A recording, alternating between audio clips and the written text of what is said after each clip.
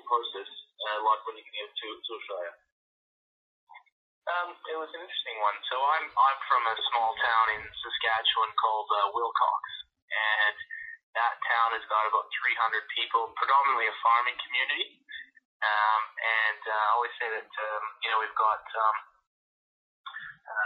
ice rinks and 2 churches in a community of 300. So there's no doubt where the priorities lay in that particular town. But it's also home to a boarding school called Murray College of Notre Dame, and the Notre Dame Hounds are a mainstay in Canadian hockey history. Just most recently, Willie Mitchell from the Los Angeles Kings, he's a Notre Dame alumnus. Vince McCavier, Rod Brindamore, Curtis Joseph, Wendell Clark, the list goes on and on and on. So all those guys were sort of, I was like the stick boy for all those guys growing up in the town. So my dad was the athletic director at Notre Dame. And every summer, ex-students and players would come back and visit my dad at school. And one guy named Chuck Barker, he came over to my house and he was wearing a Macquarie Bears t-shirt. So this is circa 1994. And I said, Macquarie Bears, Sydney, Australia. What is that all about? He goes, man, you wouldn't believe it. They play hockey in Australia. He thought it was kidding. And growing up in a farm boy, the land of sort of, beaches and weather and beautiful weather and beautiful people was very appealing. So he said, what are you doing at this stage? I just finished my second degree. I bounced around a little bit in the Western Hockey League with Michelle Ward. I really didn't know what my next move was. I had my sort of resume out with a lot of teams across the minor leagues and Europe. He said, well, here's Barry Robertson and Wayne Elliott. They're the sort of owners and the managers of the Macquarie Bears. They're not a few imports. You should, fax your resume. So this is dating myself. So I thought, that's not a bad idea.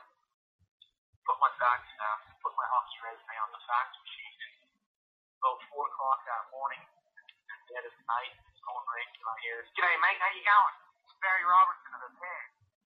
That's my worst Australian accent. I hope this isn't live on the Ross podcast.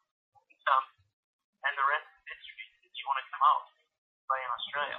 Well, let's think about it for a minute. He goes, well, good. The first game's on the weekend, so I need to know pretty quick. And that was it. And I was really lucky to be, involved with a club that had great leadership at the time. And Barry Robertson, I owe a lot. Pretty much everything I have now to Barry Robertson and Wayne Elliott and the Bears Club. Came out for 1 season. It was fantastic, and I went back to Saskatchewan after the year. And then I spoke with Phil Ginsberg, who is Ice Hockey Australia's president now. Don Rurak took over from Phil Ginsberg. And Phil Ginsberg said to me, Tyler, we'd like you to play for Australia. Would you ever consider coming back on a distinguished talent visa and get your passport for Australia? So absolutely. So I came back and entered the country the next year on a distinguished talent visa. Got my passport in record time. Played my first World Championship in Australia in 1998. Can you tell us what went into the formation of the Australian Ice Hockey League early the next decade? What kind of process did you go through? Yeah, absolutely. So at the time, the Sydney Bears, so at the time the Goodall Cup was an all-star tournament.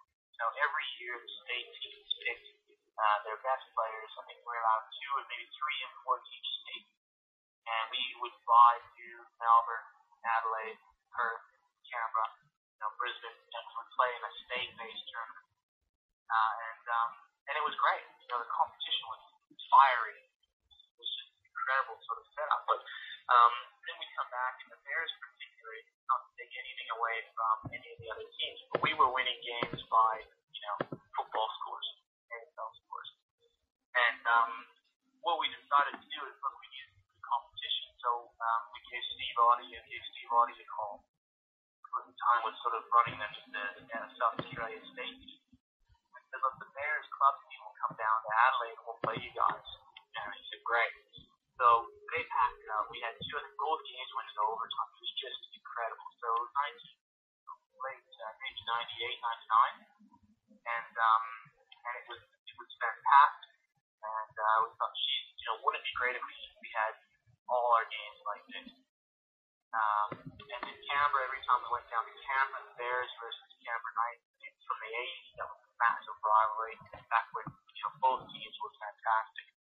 And every time we went down to Canberra, they'd pack it out. And so I called John Rouse and I called Steve Money and I said, let's come to Sydney and let's see if we can't formulate something that's bigger than this. And so the three of us in Wayne Hellyer, so the four of us got together and I put forward a logo with the Australian Ice Hockey League and a bit of a game plan.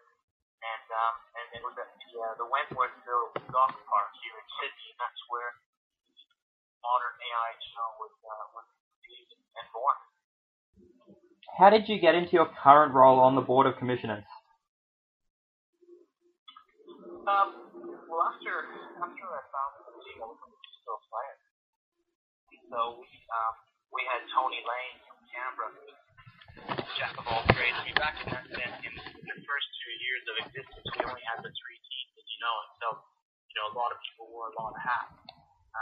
But I, was then the coach of the national junior team. I was a player on the national junior team, and I didn't know really the first thing about administrating a national league. And at the time, we didn't really have to. We just do what we had to do what we wanted to do. And as the league started to grow, I was still a player. I retired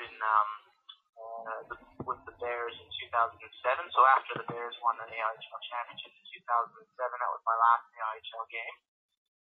I then was lucky enough to play my last World Championships in 2008 when we won the gold medal in Division 2 in Newcastle. And I took a couple of years off. It was needed, you know what I mean? When you sort of dedicate so much time and effort into your sport, as you guys would know, you need to take a bit of time away just to regain your sanity and reacquaint yourself with your family, right? And then it was the 10-year anniversary of the Australian Ice Hockey League, and I got a bit sentimental, as I am, as you guys know I am, and I got on the phone with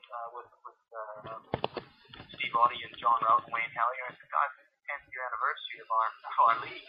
I'm guessing no one's got an email inviting them to take part in a special presentation or anything like that, which will be tongue-in-cheek, of course, no one did, but I said, so I'm gonna go down and I'll buy the tickets, I'll meet you guys all there, and we'll have a sort of, pat ourselves on the back, and sit back and enjoy what we created all that time. And so I went down, and it was good. I caught up with a lot of people I hadn't seen in a long time, and I kind of kicked a few tires about getting back involved. At the time, Tim France was the president, so the commissioner before I took over. I heard that he was looking to step me down, and one thing led to another. I had a call from Andy Lamrock and Ian Webster of the Melbourne Ice. They said that, we heard you maybe looking at getting involved, because to be a commission member, you have to be elected by one of the teams. And so the Melbourne Ice asked if you could put my name up, and I said, yes, sounds good. And then I was immediately thereafter elected chairman or commissioner, straight after that. So I kind of went from taking a few years off to the founding, being a player, taking a few years off to helping steer the ship.